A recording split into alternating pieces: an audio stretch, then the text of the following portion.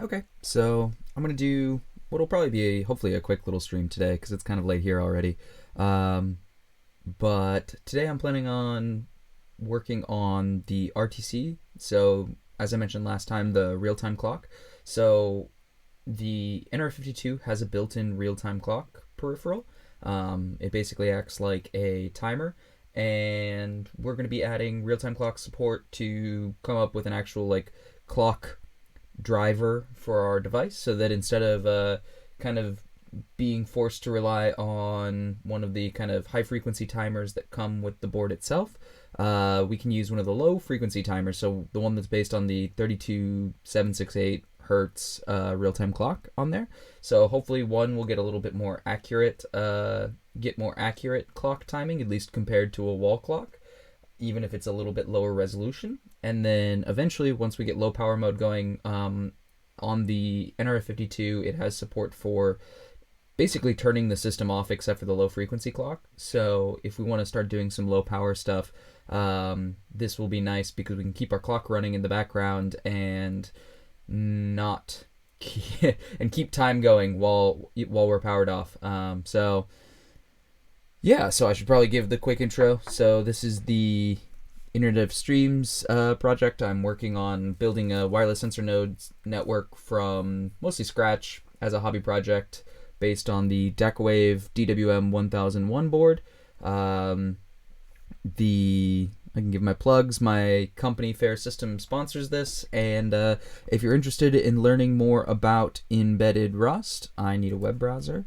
We're running a conference at the end of April, so April 26th through 29th, and we just updated our website, so the website is new and nice and pretty, but it is an embedded Rust conference. So if you're interested in embedded Rust, and you probably are because you're watching this stream, and you have the ability to come to Berlin, Germany by the end of April, it would be great if you joined. Well, we're going to have some workshops. We're going to have a lot of good talks. We announced what our talks were this week, so I can show you the schedule, but we've got a lot of stuff ranging from getting the RISC-V architecture working to using some new features in the ARM v8 architecture, so like the trust zone safety extensions, how to work in safety critical projects when the standards are defined in C and you want to work in Rust, to building your own Bluetooth stack for an electric skateboard or an electric vehicle.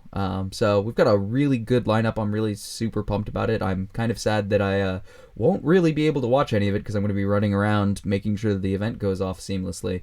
But, you know, I'm glad we can bring some people together. We've been selling a lot of tickets this week because they've been on sale, so there's going to be a lot of people there, and I'm really excited to meet everyone. So if that's your kind of thing, then we'd love to have you there. But okay, so back to the stream. I cheated a little bit, and after the last stream, I was interested in working on the RTC, so I kind of started putting some code down. To be fair, I haven't run any of it on hardware yet, so I may as well not have written anything, but I kind of I copied the sensor node directory that we normally work in and made a directory I called hack, where I've essentially kind of copied and pasted our whole main, just so I have a skeleton, and then took all of the wireless messaging stuff that we were doing in there out. So right now it just kind of it sends a message every second. I should probably make it blink an LED too, just so I know that it's running. But the idea is that eventually we're going to get rid of, using this timer, which is timer 0, and instead we're going to be using the real-time clock, hopefully. Right now I'm kind of implementing a driver for the HAL outside of the HAL, just because it's a little easier to work with like this, and once I have this working, what I'll probably do is I'll move this file over into the NRF52 HAL, which is the hardware abstraction layer for the NRF52 chip that we're working on. So I can go over real quick what I've done. So we're going to be looking a lot at the datasheet today. So there's a whole datasheet that explains what our RTC, or real-time counter, or real-time clock is. But essentially, it's just it's kind of like any other timer in embedded. Just this one is special because it's driven by a low-frequency 32. Well, it is a 32768 hertz clock, which is you'll notice happens to be a binary, or a power of 2 number, and that makes it really easy to scale that down to exactly 1 second. So it's really easy to get a 1 second tick out of that.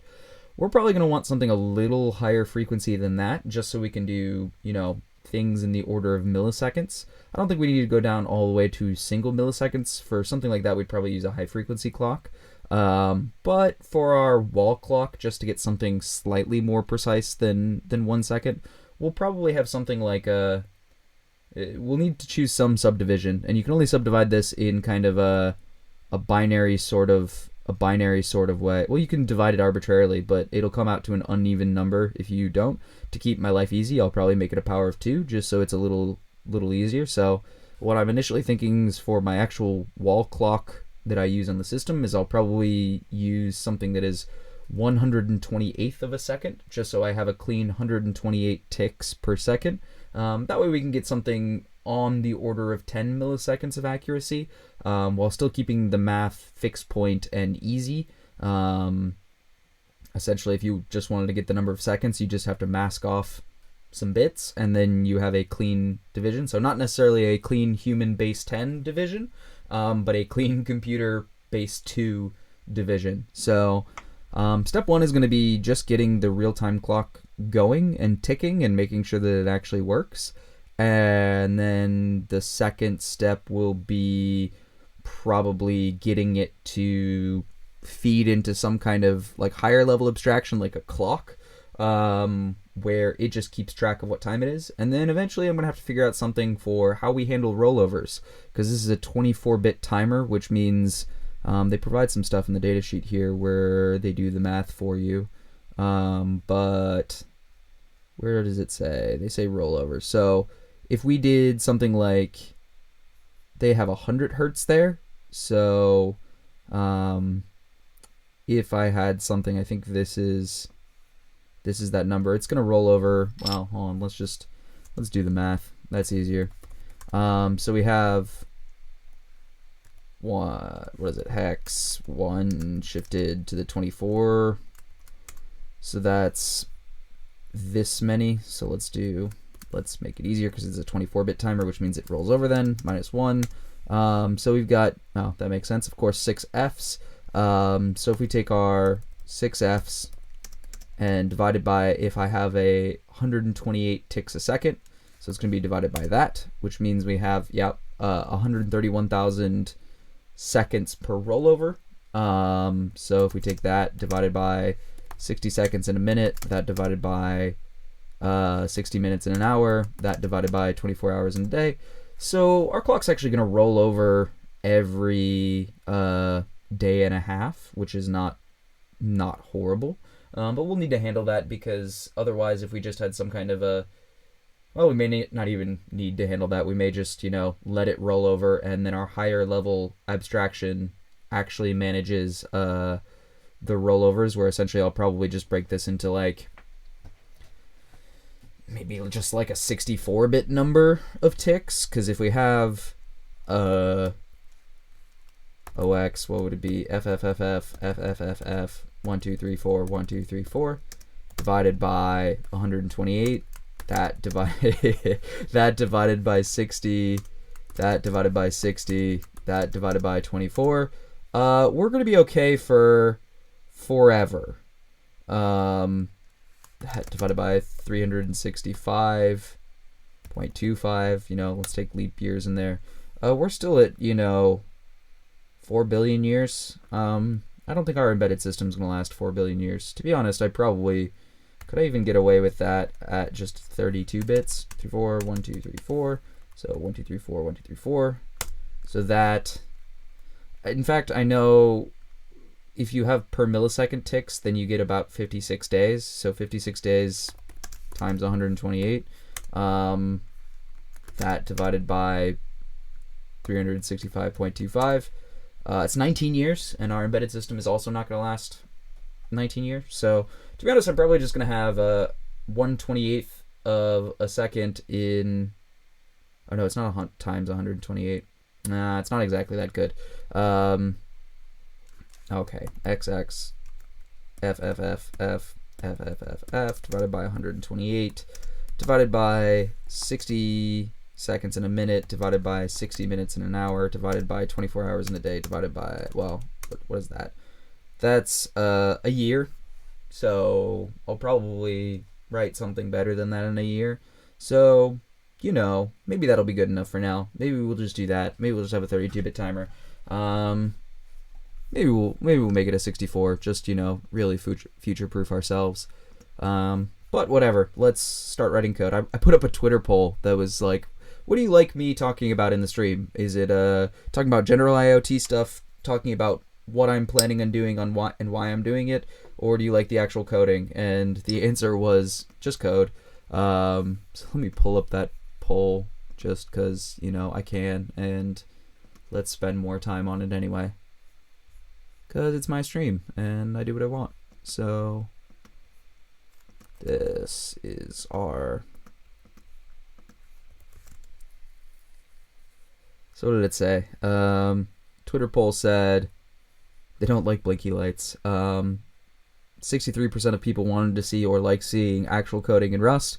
25% like talking about what and why, and only 13% like talking about IoT topics. So, also, if you don't follow me on Twitter, I ask stuff that I want opinions on what I'm going to do in the stream. I typically put up Twitter polls. So, if you'd like to vote on what I do, sending me an email or voting in these Twitter polls are the best way to do that. So, yeah, my email's in the repo notes. So if you're unsure, leave a comment somewhere, and I'm sure I'll answer it eventually.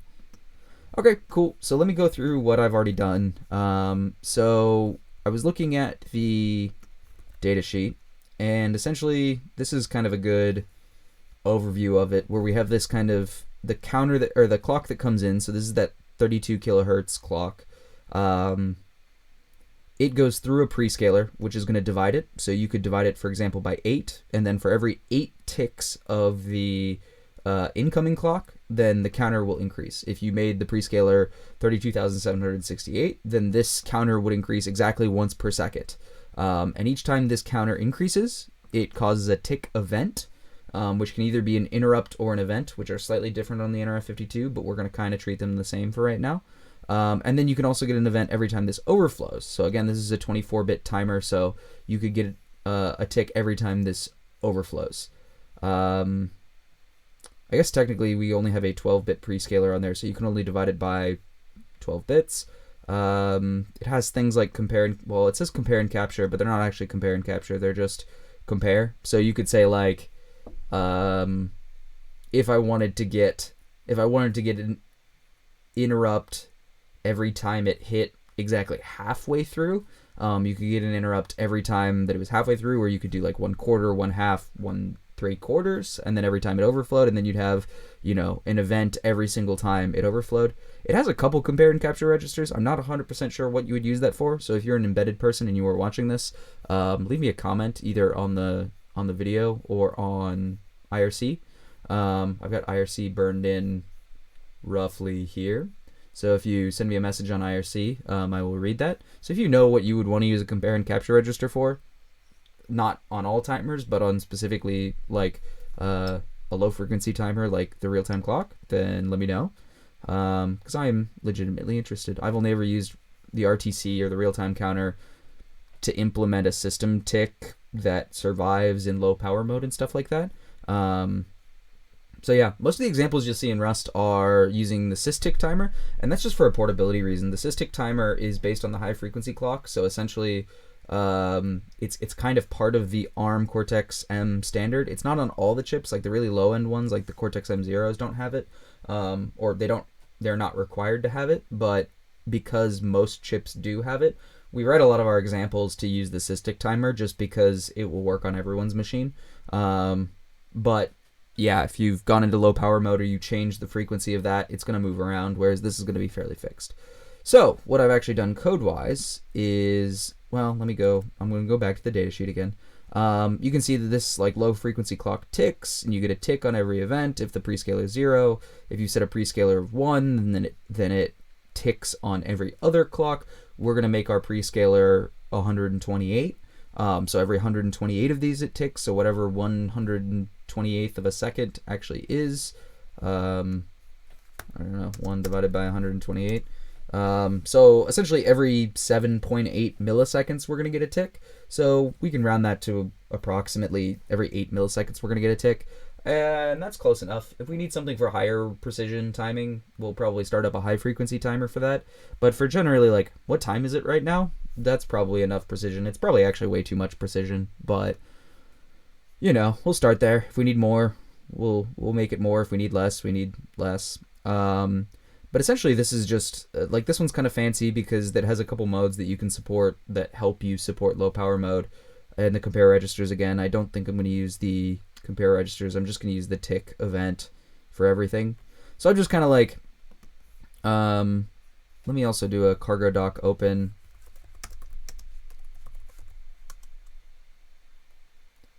Oh, right. Doc -p sensor node. And of course, it opens it up on a tab that's not here. So in our NRF52832 pack, we have access to the, not the random number generator, the RTC0. There's actually a couple RTCs here. We're just going to use RTC0. Some of them, there's 3 of them, I think, and one of them, maybe RTC0, doesn't, have all the compare and capture registers in it. But like I said, I'm not going to use that. So I'm going to write a general RTC driver, but we're probably going to use RTC0 just because I don't have a good reason not to. So you can see we have access to all of these like registers, current counter value. There's events, which are sort of like interrupts. They're slightly different. That's a talk for another day. And then we can turn on our interrupts and things like that. So I've essentially just kind of provided a higher level mapping. So this is intended to live in the HAL crate. So this is kind of implementing a HAL driver. But what I've done is I've done the same kind of thing, this extension trait. I've made an RTC external, and it will work on anything that derefs to an RTC0 register block, which essentially gives us everything that is any of the RTCs. So we get a constrain method, and I've also added a type parameter in here. This is using that type state programming stuff, because there's certain things that you're not allowed to do with the RTC peripheral when it's running. Like, you can't set the prescaler, I think, while it's running. So I've gone ahead and added kind of a type state for this. And by default, it will give you back an RTC that is stopped, because by default, these RTCs are stopped. And then generally you can do everything on, I have like some generic implementations where it will work on any timer in any mode, stuff like enabling the counter and disabling the counter, where enabling will give you back a started variant of this, and disabling it will give you a stopped variant of it. I actually need to, my code is bad, actually stop the counter and then actually start the counter. And if you're not sure what's going on here, the Rust book has the embedded Rust book has a whole thing about type state programming, and that explains kind of what I'm doing here. It's essentially using the type system to prove that you're always only ever in the mode that you expect it to be, because that way you don't have to check it at runtime. The compiler just checks it for you. That kind of thing. Because, for example, the method that sets the prescaler is only implemented on a version of the RTC that's actually stopped. So if you have an RTC that is started and running, you literally can't call the set prescaler function because it doesn't exist on that version of the hardware. So I'm just wrapping a couple of these interfaces. Like, I create a new one and I give it a type state. And again, that type state's like a 0 size type, so it doesn't really add any overhead. I have methods for enabling and disabling the counter, but again, I forgot to actually implement that. Enabling the interrupt, which is at the peripheral layer. There's kind of two steps that you need to do for enabling interrupts. You need to enable the interrupt in the peripheral, which means that it will actually toggle the interrupt hardware, essentially. And then at the actual like NVIC level, which is the nested vectored interrupt controller in the Cortex-M core, you need to turn on the interrupt. But we'll be doing that probably through RTFM rather than through here, because you actually need the NVIC peripheral. I'll probably add a method that's like enable interrupt with NVIC, where it takes a borrow of the NVIC. That's useful in like the board support crates, but it's not useful in RTFM, where it doesn't give you access to the actual NVIC. That's kind of owned by RTFM itself. So, you know, maybe I won't implement that for right now. But I've given some like convenience handles. where I've kind of enumerated the interrupts, and these could be interrupts or events for tick or overflow and each of the compare. And then we have 4 compare and capture registers. Again, I should probably do a type state thing where I only implement this for some of them, but I probably won't because I'm lazy, and maybe that's a room for improvement in the future. So then again, we can disable and enable events instead of, hey, you techie, you're saying hey in IRC, so I'm guessing you're probably watching the stream, but I'm glad you actually were able to attend a stream. And I'll probably be sending this to you for PR later, so you can watch what I'm doing now and provide your review as you're watching me stream. So thanks for watching, and hopefully I'll have this ready for PR by the end of the stream or by the time you go to bed or stop watching. So I just provide some convenience methods at a high level where you can get an enumerated value for which event or interrupt you want to enable. I have a method for getting the event, so this is like get event. I should probably call this something like triggered. So the idea is that you can check whether an event has been set, and then if it is if it has been triggered, then you can also say clear on read, where you can read and clear at the same time in kind of one step, so you don't have to do that in multiple steps. I've got a lot of ugly copy and pasted code here. I probably could make this a macro or something, but I won't. Yeah, and then essentially it figures out whether that was enabled or not. Yeah, so this is a lot of copy paste code. Set compare means you can set the comparison value. It checks whether it's basically outside of the 24-bit compare range that we can actually use. It will return an error. This is kind of like sanity checking on the interface. Then it essentially just writes the compare value. This is if you're using the compare and capture. I'm not. We've got a method to get the counter, and then release, which gives you back the peripheral that this is. We should probably also do something like should probably do self dot disable interrupt. Maybe not disable, or probably disable the counter. Well, we'll let the user choose that. They can decide whether they want to disable the counter or leave it running. Well, I'll let the user choose. Yeah, so I think actually all I have to do is I need to actually disable and enable the counter, because otherwise it won't actually work. So let's go, and this is good because I can show you what I'm actually doing, the pack crate, and how you do this in a simple method. So for example, let's see, how do you enable event routing, interrupt clear, enable interrupt, start RTC counter. So like the NR52 uses this task system, which is kind of like they have high-level hardware events, and it's super nice because you typically just need to write some stuff. Oh, okay, cool. You have to write bits to a register. So let's go look at the data sheet, and we'll go look at the tasks. Oh, it's a task, so it's going to be 1. So let's just go look at the tasks. What is it called? Tasks start, right? Is it actually going to show me this? No.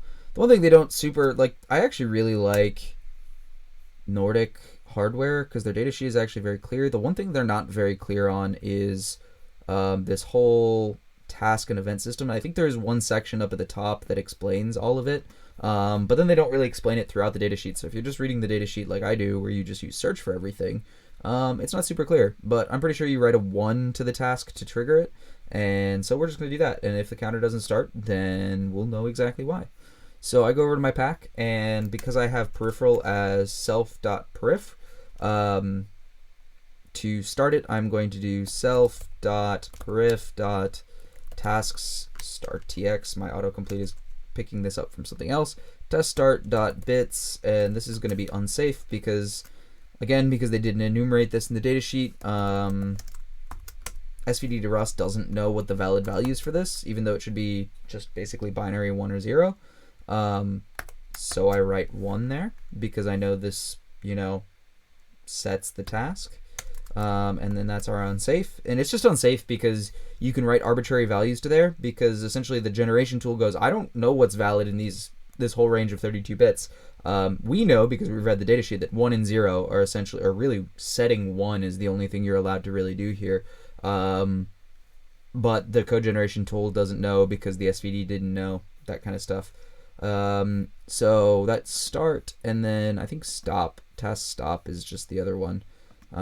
Yeah, so essentially this is going to be exactly the same, but yeah, disable counter, task stop. And I did read in the datasheet, it said something about you need to enable something before it'll actually work. So let's read this. RTC will run off the low frequency clock. The counter resolution is there, whatever. The software has to explicitly start the low frequency clock before using the RTC. So I will need to go to the clock control. So this is high frequency clock. So last time I also mentioned that parts per million. So this is that accuracy. This is the built-in one. So if you have plus or minus 250 parts per million. So if you have a million, so in a million ticks, divided by 32,768, which means in 30.5 seconds, you could be off by as much as, was it plus or minus 200, did it say? Plus or minus 250. So 250, well, this is just accuracy. So 250 out of parts per million means that it is accurate to 0.025%. So if you went for, let's look at minutes in a year, which would be, 60 minutes in an hour times 24 hours in a day times 365 days a year. So that's how many minutes we have. So that times 1.00025, because it's that, one. This is off by, if this was exactly 1 and then 0.025%, which means you could gain, in a year, you would gain 2 hours over a year, which is not great, but not terrible. You can get higher ones that are measured in like parts per billion, that kind of stuff. So, I don't know, relatively accurate. Over a short amount of time, you're not going to lose a lot. And because we're going to be syncing back to a computer, it doesn't matter. But I'm getting off track again. So let's figure out how we need to go to the clock control. This is for the high frequency, low frequency. LF clock is stopped by triggering the LF clock stop task. So LF clock is started by first selecting the clock source. Actually, I'm going to pull up the HAL because I don't remember what we did for the HAL. I think we kind of did some shenanigans in the HAL. Because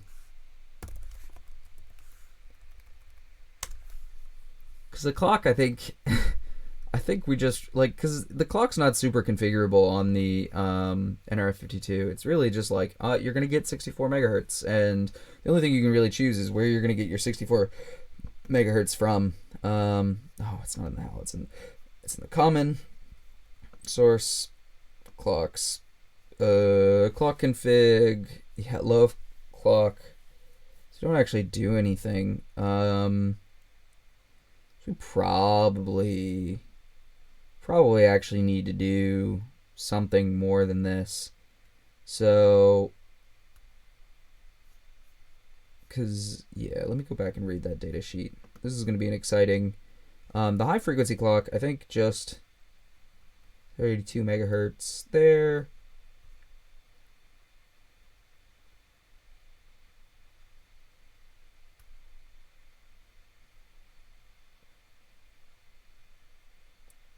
Yeah.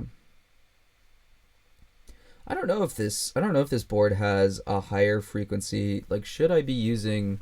Let me pull up the. That's not what I want. I want downloads and then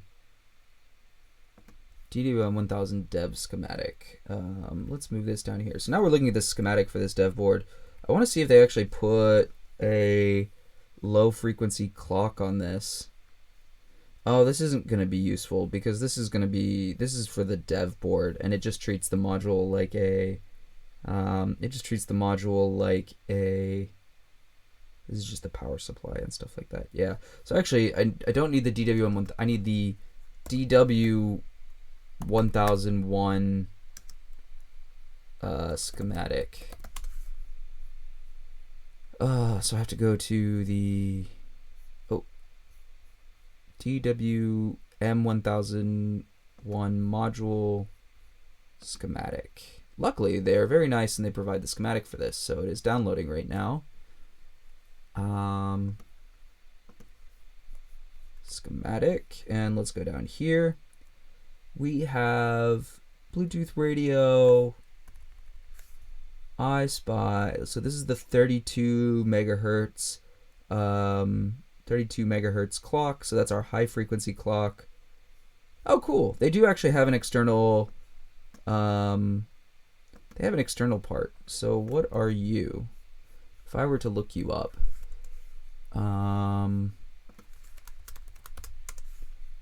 Perp. Oh, it's just, it doesn't say. Do they have the bill of materials on here? They do have the bill of materials on here. So I've got my resonant 32 KCBB Comutech. So it's a Comutech KCBB. Comutech KCBB. Comutech. I don't find 32 kilohertz. I'm just hoping to find the data sheet for this, but they have an external one. Oh, here. Haha. Comutech. Crystal. This one, third from the bottom. Cool. It doesn't have its rating in there. Normally, like in the tolerance, they would put like, plus or minus 10 part per million, because then you'd know it was 25 times more accurate than the other one. So assuming this is also 10 parts per million, instead of losing 130 minutes per year, you would lose 25. So you'd lose 5 minutes a year, which would be awesome. But I don't know what it is, and I don't really care because it doesn't matter for us. But it does matter because we should probably be using that external clock, and I wonder if we should also be doing that for the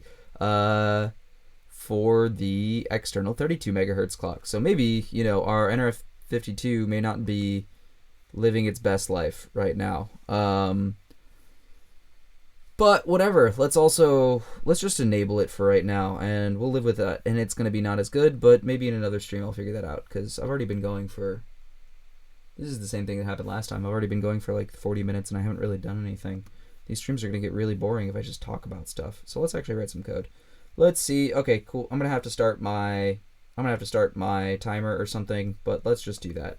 So I have my peripheral here, and let's go just look at the clock, because that's the clock. Clock control, register block. Task, LF clock start. Cool, let's do it. Right. Of course, start a bit. Sure, let's do some stuff. So we need what? It's called device. So device dot clock dot tasks LF click start dot bits, and let's just write one to it. Haha, start the low freak clock. Cool, sure, why not? And then in here I'm gonna have what, mod RTC. Cool, I already put that in there.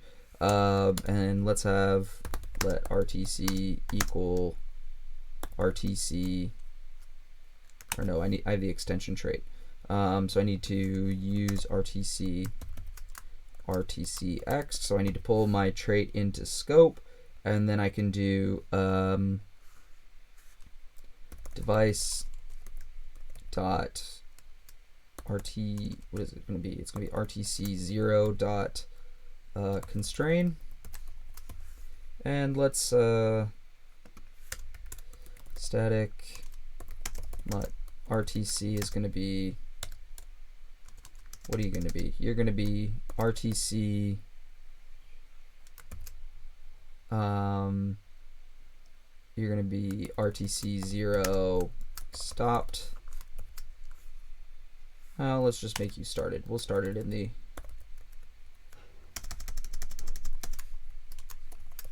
and then I'm also going to need RTC started.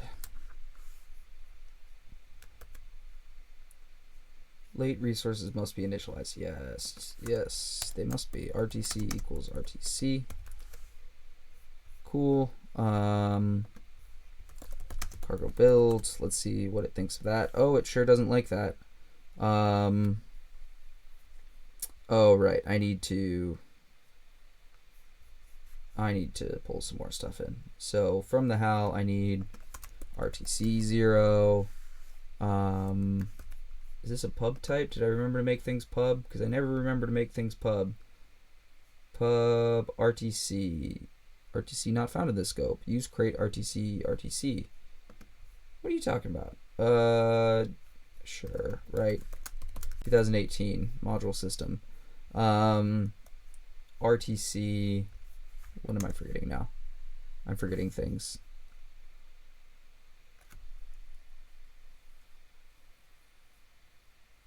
Trait bounds were not satisfied. Okay, let's also go down to proof test starts. Bits. Yeah, I probably need to do a write. That's probably true. This is going to be dot write.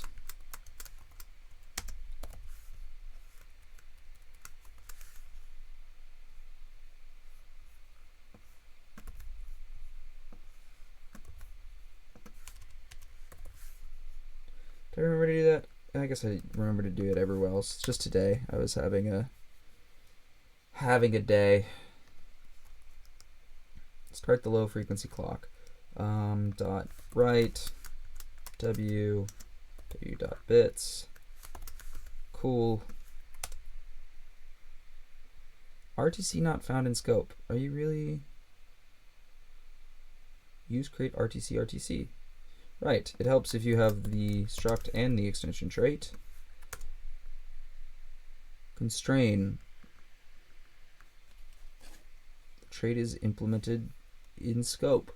RTC, you are supposed to deref to what? An RTC0 register block. Okay, so let's go look at RTC0. RTC0 is going to impl deref for RTC0. I guess it's not register block, it's just target equals register block. RTC0 register block. Do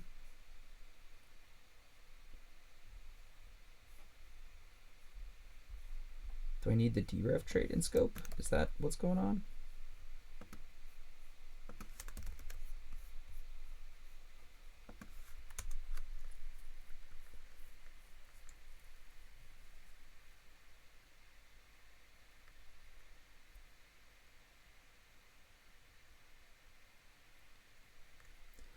Items from traits can only be used if the method constraint exists, but the following trait bounds are not specified or satisfied. Let me make sure I am. Okay. So I have the RTC xed. What happens if I very explicitly tell it exactly what I want? Constrain.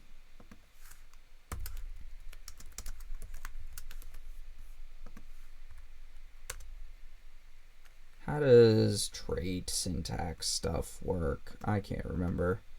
Rust trait specification syntax.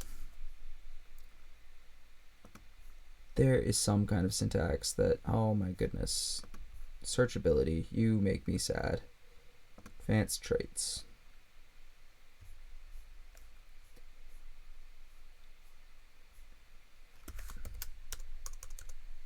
There's some advanced syntax that I don't remember where you can very like explicitly specify what kind of trait you want. But I don't remember what it is. But this should work. So I'm going to figure out why it doesn't. So if I have device.rng.constrain, let's go look at the RNG because, you know, let's make sure that I didn't just copy and paste this code poorly.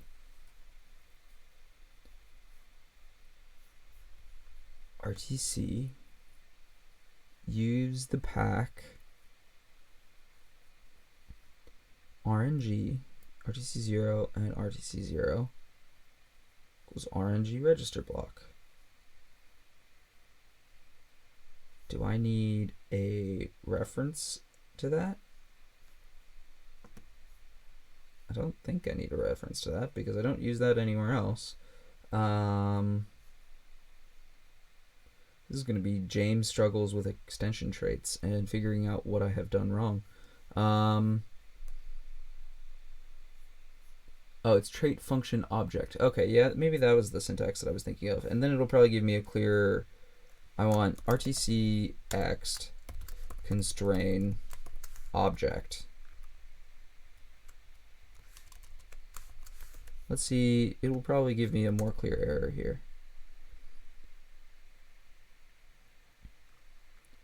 Overflow evaluating the require. Wait, what?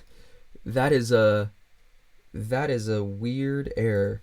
Overflow evaluating the requirement RTC0 RTC ext required because the requirements on the impl of RTC ext for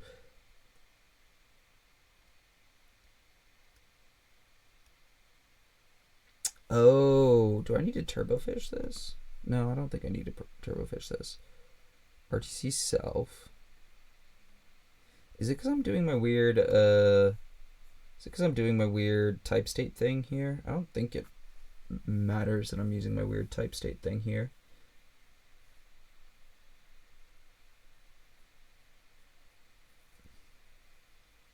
Yuteki, have you seen an error like this? This is overflow evaluating the requirement. Actually, you know what? I'm going to follow my own advice. Rust C explain.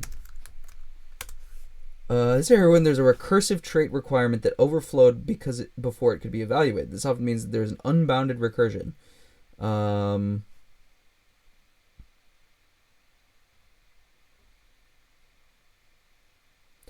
Consider your training. Yeah, did I?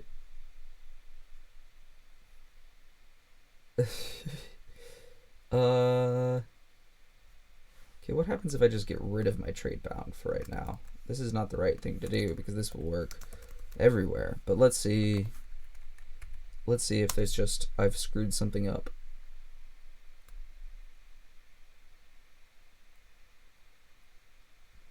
Doesn't have a size known at compile time.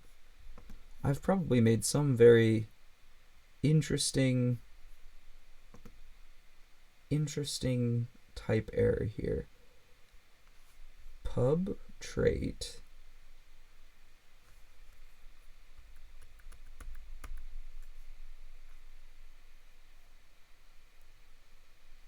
RTCX dereft, where self is generic over RNG is probably a bad one because RNG is not generic over multiple. So let me go look at spim. In my defense, it's late. Self spim self. So pub trait RTC spim x deref target equals RTC0 register block and sized fun constrained spim self. What happens if I get rid of and then impl, do we have one of these that isn't done by macros? Impl spim x. So this is just spim 0.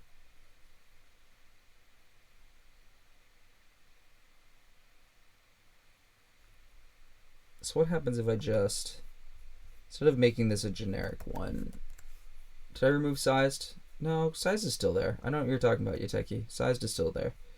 So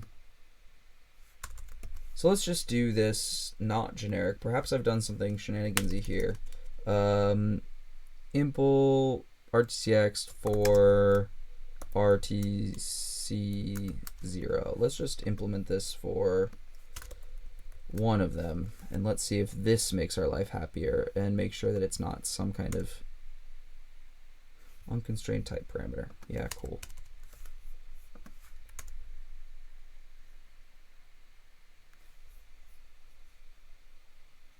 Started, stopped. Okay, cool. Yeah, this is more sane. Maybe it just doesn't like that generic impl of the extension trait, because in the other ones we used macros, and I tried to be clever and implement it for anything here, but perhaps that was the wrong choice. Perhaps I should just use macros. Yeah, I know I'm reading the chat delayed. Tell you what, Yuteki, ping. I guess respond when you hear that. We can see how long the response is, but it's delayed like 30 seconds or something like that. Okay, so this is cool because this is constrain, and then I would do constrain dot, what is it, activate counter. What did I have? Enable counter. Enable counter. So now it should probably be happy. Clock moved here. Valued borrowed after moved here. Clock's constrained freeze. Oh, okay. Yeah, because I do. Oh, yeah. So we're now is when I see it. So whatever in the video. It felt like 30 seconds or a minute. Let's move this up because eventually I will move this into the actual clocks method, because right now the clocks method is very dumb and we knew that it was going to be dumb. But, you know, now we can actually fix it. Call to unsafe function. Yeah, sure.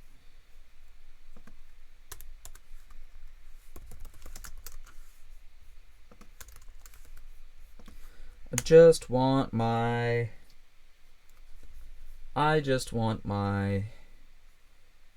LED red one.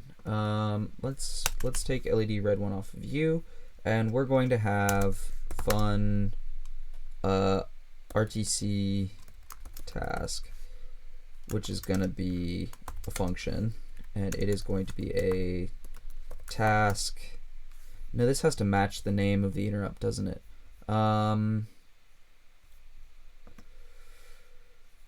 What are my interrupts? Packed interrupt. There is RTC0. Okay, so it's just RTC0. So it's just RTC0, and I don't what is it? Task resources equals, let's give it LED red 1. Sure. Let's see how that compiles. Cool, that compiles. No, it doesn't. Extern is required to dispatch all soft tasks. This isn't a soft task. There must be some, I can never remember what the RTFM syntax is.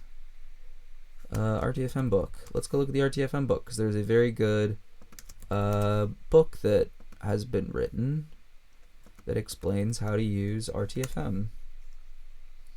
So let's go look at Cortex-M book. Tasks. Where is the basics for tasks?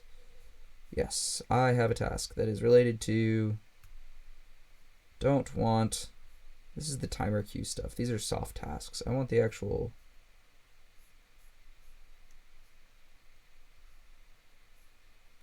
it's probably in, here we go, interrupt. I need interrupt, not task. Interrupt. Because it's an interrupt, isn't it? That would make sense. Previous import of RTC0. Right, because RTC0 is as other RTC, as RTC 0 peripheral, and then do I actually need RTC 0? I guess I need it in the type signature of this. Okay, so that should theoretically go every single time I do that. I also need to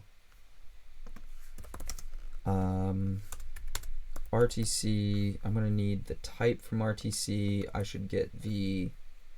need to set the prescaler. So actually I need to not enable the counter because I need a disabled one. I need RTC dot set prescaler, and let's set the prescaler to, how does the prescaler work? Sometimes they're actual straight counters, sometimes they're like 2 to the divided by prescaler plus 1. So if we want 32, it's a 12-bit prescaler, so that's going to be what? OX, this would be a 12-bit prescaler. So the most I can scale it down by is 4095. So it's gonna blink 32,768 divided by 4096 essentially. It's gonna blink 8 times a second. I can live with that. And let's just do a step down in the. We'll do a step down in there, but we're gonna set the prescaler to.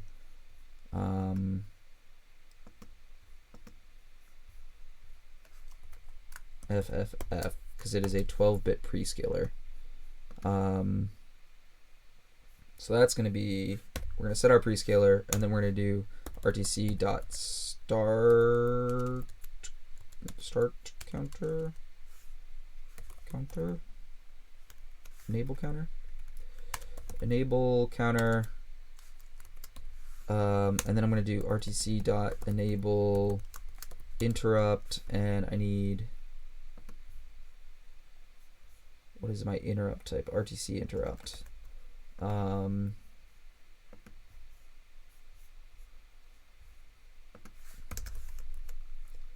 going to need RTC interrupt tick, I think is just what it's called.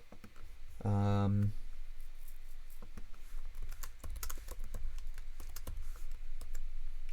this is going to enable my interrupt. So if I have a counter and I've enabled the interrupt, and this is enabled, let's just do our 8.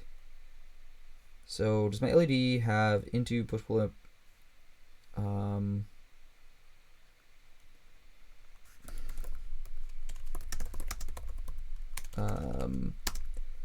Tog is going to be a bool, which is going to be false. If tog, what is it? Resources dot LED red 1 dot set high. I don't care. Set low. Because I think this is active low. Else dot set high. So theoretically, if this compiles and it works, I should get a 8 expected found. Okay, right. It's a and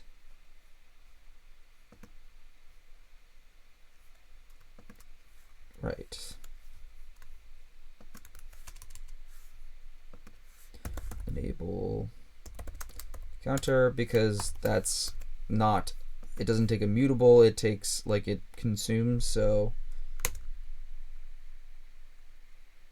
tog, yeah, whatever. Set prescaler. Okay, let's unwrap our prescaler, because that's reasonable to do. And you're right, tog is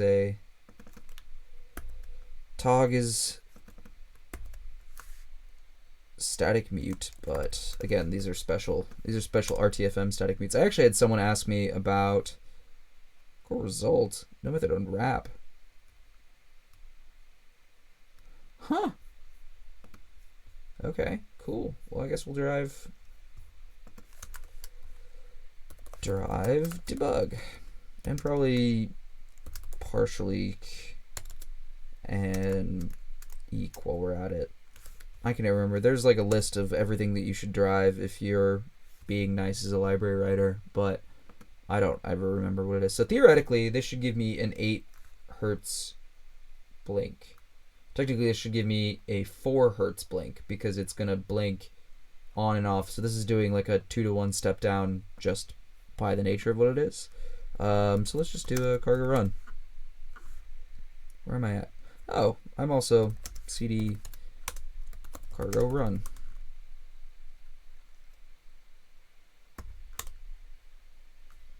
So, very anticlimactically, we get no blinks, which means I have done something wrong, which is very reasonable. So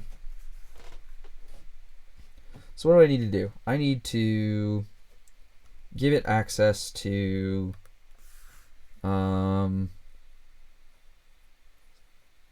so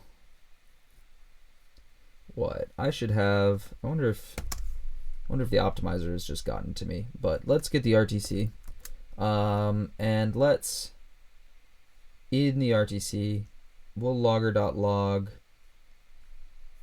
instead of this, every second, let's count what the timer is. So let's do a, I pulled all of my stuff out that had a string and stuff in it. So let's go actually into our sensor node, cargo toml, not cargo toml, I just want the main. I need the thing where I do the format. So let's go get our string. Let's take one of these, and let's go back over to our other main. And we've got a loopy guy, so let's do this. You know what, let's waste all the resources. We'll just do it on every loop, because that way I don't have to worry about clearing it. And then what do? It's just write mutt out. Cool, let's just steal this and go back to our other main, and let's do a one of these. And we're gonna have RTC counter, because what I'm trying to do is just see like 08x. I'm just trying to see if it's actually going, because that's probably our first step.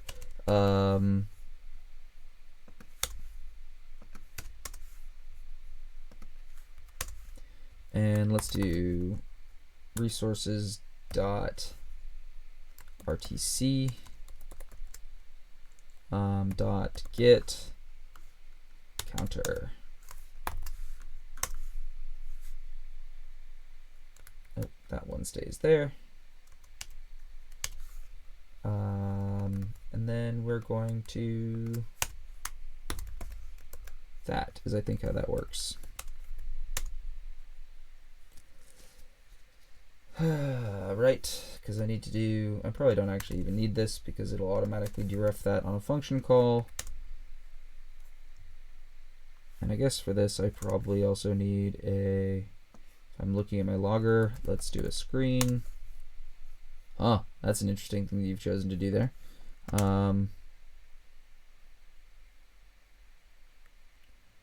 So it appears to be going up approximately 8 per second. So we're delaying 1,000. So this is based on our high frequency clock. So I have managed to start the timer, but my interrupts aren't firing.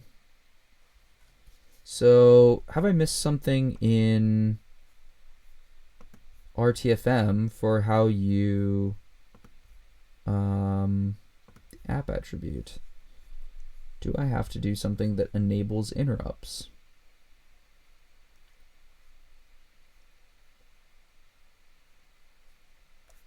Interrupt.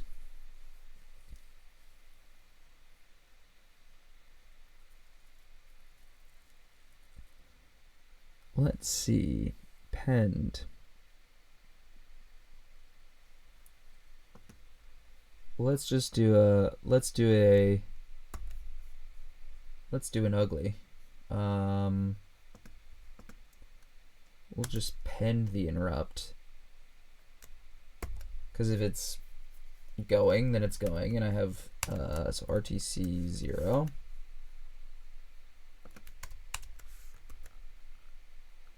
Intent set. Blue Luna, I think I did that in the, so I have the enable interrupt call, which in the RTC driver, let me make sure I have that right. Actually, that's probably a good thing.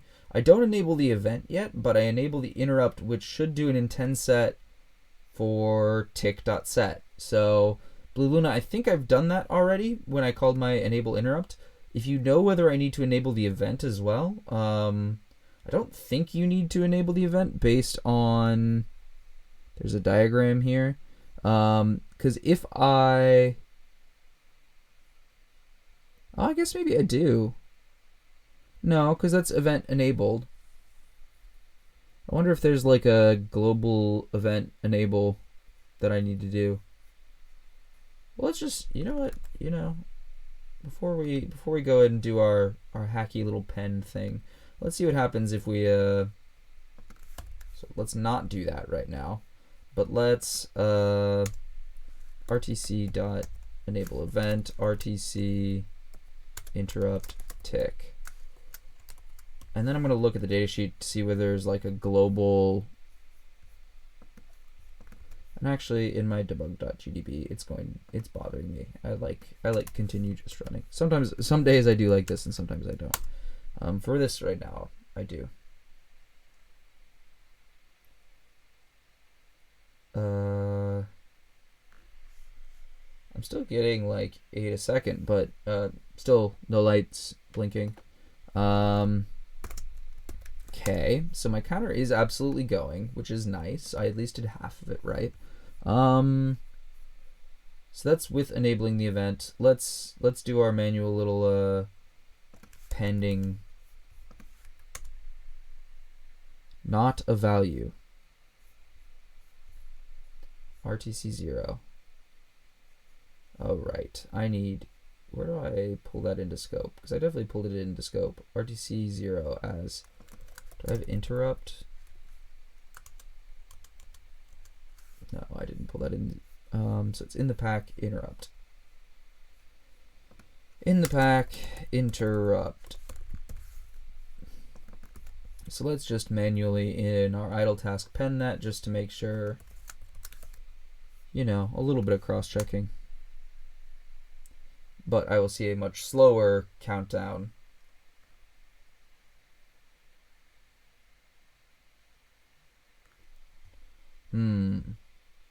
I know it's wrong. I'm silly. It helps if you actually toggle your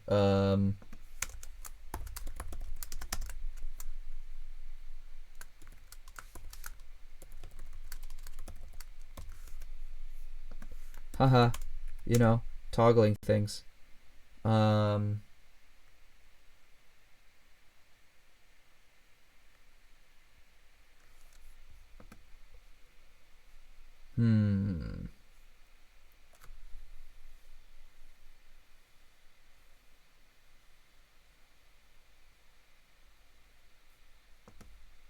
Okay, you know what we're gonna do? We're gonna be main.rs 141.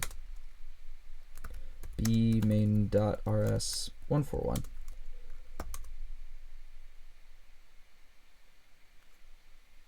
Well, I'm still not hitting my, yeah, so the toggle thing was definitely, a dumb. But Utaki's laughing at me now. But I'm not hitting my breakpoint at all, which means even with the RTFM penned of RTC 0, I'm not hitting my RTC 0, which is troubling. Do I need to set something as a higher priority than the idle task? Because the idle task is just delaying.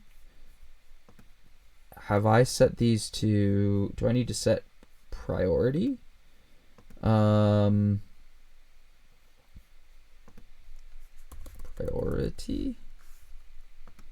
The idle task has, when emitted priority is assumed to be 1. So we definitely have something that's higher priority than that. So say the idle task has a priority of 0, the lowest priority. Whereas everything else is assumed to have a priority of 1. So we're good there. So I'm definitely not hitting my breakpoint. Yeah, Yateki, everyone makes mistakes like this. This is yeah, this is a thing. The fact that I am not getting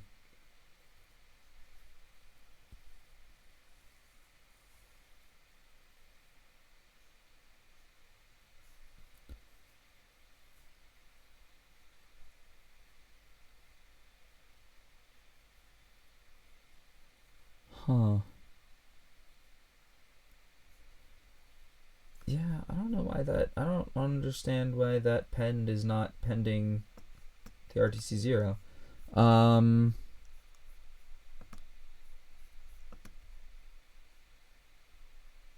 What if I set, so interrupt, that is an interrupt.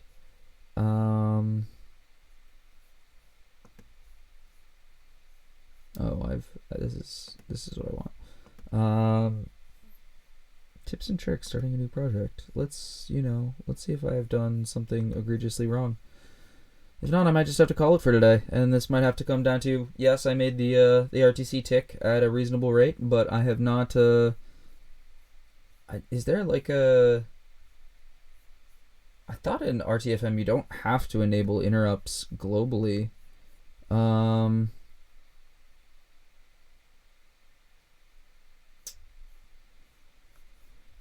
there in R52, I had a.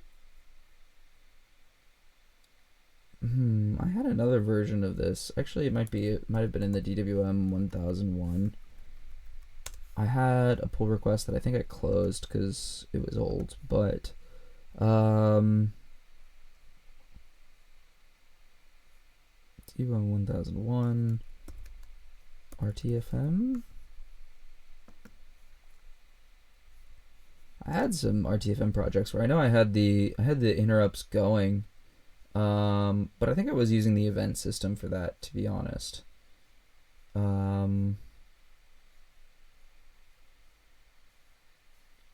was using like GPIO-TE, which is like the GPIO interrupt enable thing. GPIO-TE, I set mode, event polarity toggle.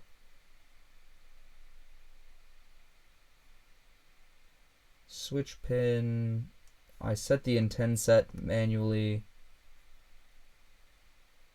I set that for scheduling. And the blink was this, and then idle was that, and then GPIO-TE was just this, and it just did it. I don't think I had anything special for like turn the interrupts on in my setup.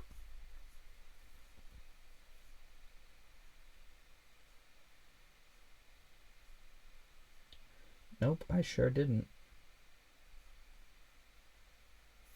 The mystery increases.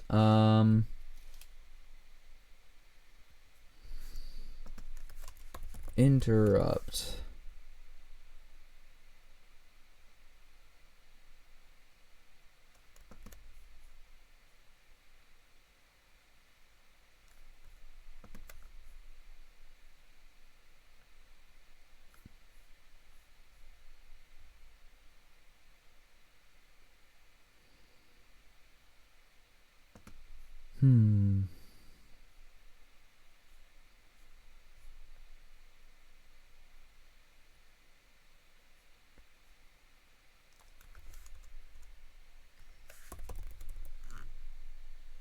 Unlike init, idle will run with interrupts. Enable is not allowed to return, so it runs forever. Interrupts. You do some interrupts. Yeah, I mean, like, what if I throw this? What if I throw this, like, way up here? And then I actually undo my debug GDB thing so that it will do that. And then in my main rs in hack, and we are in hack, b main.rs145. So I'm going, and my counter's just going, and my interrupt's not going. I'm probably, well, I can't really get at the NVIC because RTFM has it.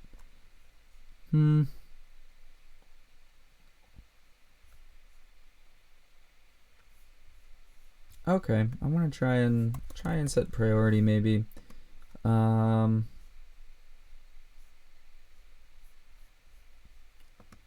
don't know. Priority equals 2. Let's do that.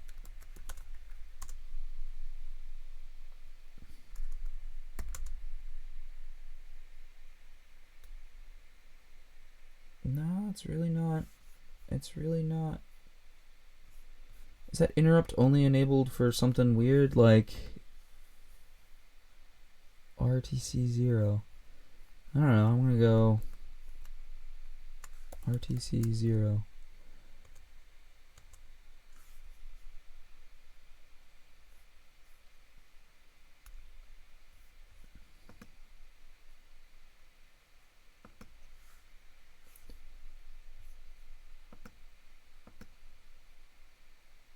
Events, event compare.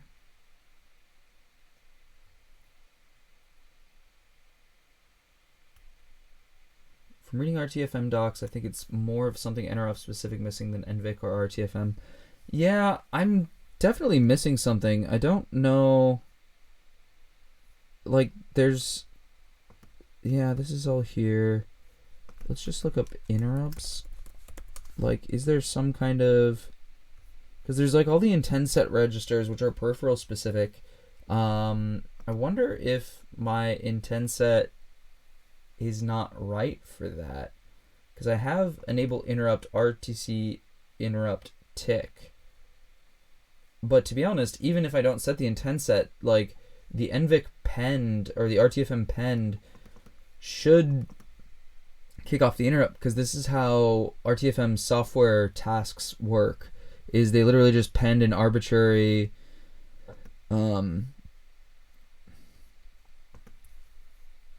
using the intent set can be configured to generate the preferred interrupt. Solve the correct interrupt source. The event registers given group of peripherals will indicate the source. Some peripherals implement only intent set or intent clear and the intent in. Yeah, Blue Luna's given me a hint. I definitely have gotten this working before, because I have this. Is this an RTFM app? Okay, yes, this is an RTFM app.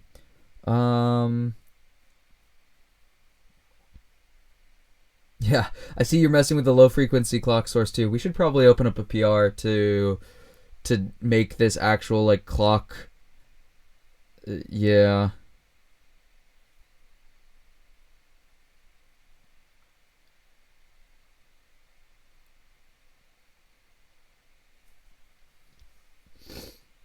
Configure timer 1 to generate an interrupt every second.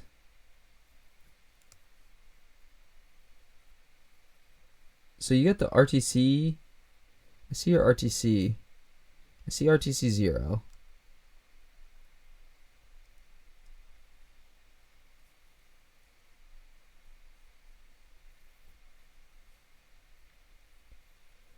I suppose if I've started the event actually might have screwed me up, because if I didn't clear the event, then that event is just going to keep refiring, and so I may be like oscillating at really fast. But no, I'm not hitting my breakpoint then. I would definitely hit the breakpoint if I I definitely hit the breakpoint. Like I can do that.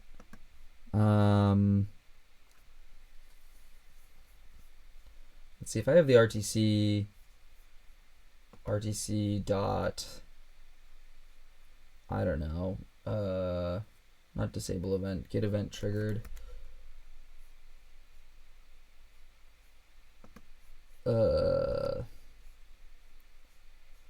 I don't know. Let's just do it in.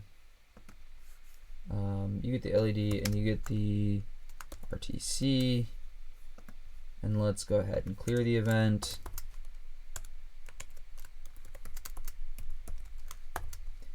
RTC interrupt tick. So let's clear the tick just aggressively for no reason. Get counter not found for this. Tog cannot be dereferenced. What did I screw up? Oh.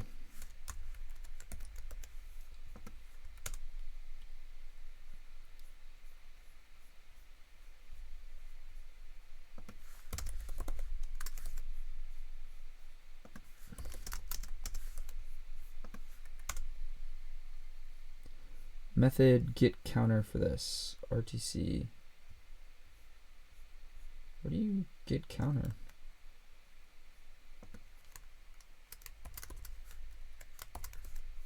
I think it's because I made this a shared object now. Type resources RTC cannot be dereferenced. Okay.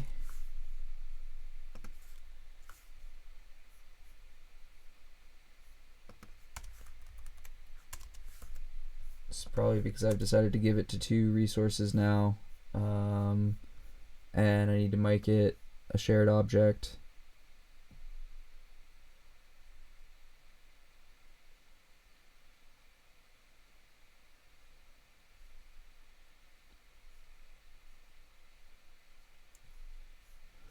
Yeah, I'm not sure what you did differently here. I mean, I could copy your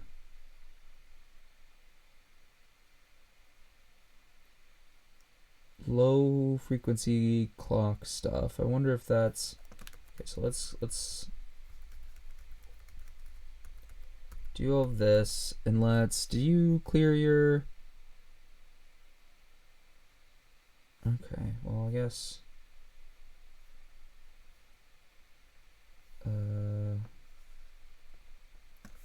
Let's get rid of this, and let's get rid of this, because this will probably make. Let me steal all of your low frequency init stuff. And then what else do you need? You need. That should be fine. So let's go up into my init. Where's the clock stuff? Okay, so this is going to be. Let's replace this with this. I don't need the high frequency clock started stuff. Hopefully.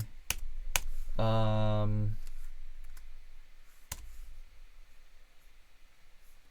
should have a clock, so that should be fine.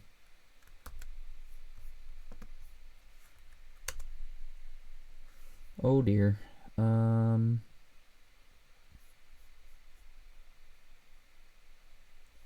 Let's not enable the event. Let's just keep it with us interrupts.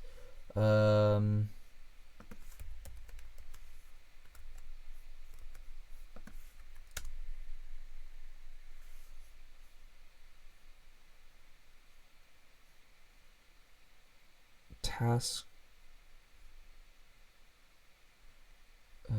Is that just .right?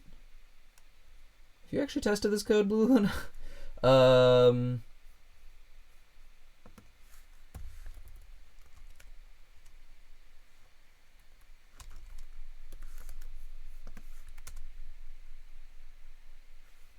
Clock LF start. Or did I just screw up? Set bit. There's no set bit. Oh, in the NRF 832, do we have something like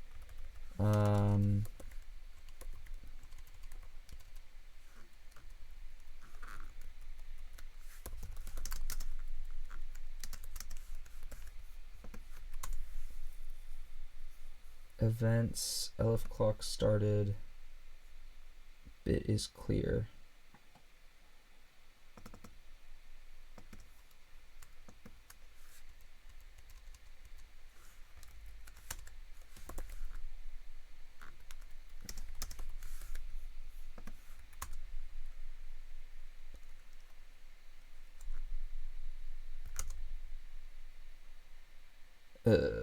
Still no blinkies.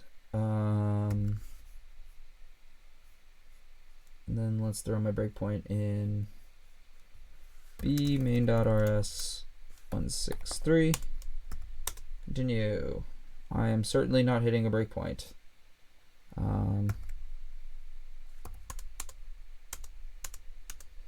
No, something's funky. Okay, well, that's probably going to be it because it's late for me and I have been going for an hour and a half and it is now a little past 12:30. So unfortunately we don't have success here. I was successful in getting my RTC ticking, which is very nice, but I've run into some kind of weirdness with getting interrupts to fire, and I'm sure I will look at this with fresh eyes and I will go, aha, yes, obviously this, and something is very obviously wrong and I have missed something trivially dumb. So I will commit this and it will be up there, and hopefully I come back this with fresh eyes like tomorrow or the day after and I realize I have done something wrong. But it was nice that the RTC code, at least the my Prescaler stuff and starting the timer has gone fairly well, which is nice. Let me try one thing. Let's kill this. And let's, oh no, I have just ruined this terminal. Let's do this. Let's start a fresh cycle and let's get our terminal, and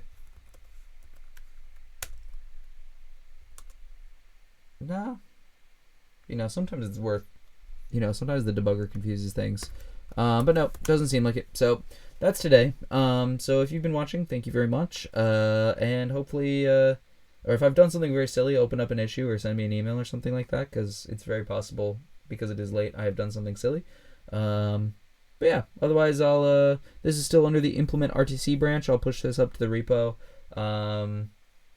Yeah, hopefully I can get this working and figure out what I'm doing wrong with interrupts, because there's probably some trivial thing not working and I'm not entirely happy about it, but I've run out of time for tonight. So thank you very much and I will catch you next time, and thanks for watching the stream.